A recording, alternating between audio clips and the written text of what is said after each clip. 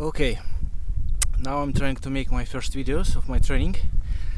I don't know what ankle is best, so I'll try from the low, then I will make it a little bit higher, and then I will see. Basically, I would like to see what mistakes I do.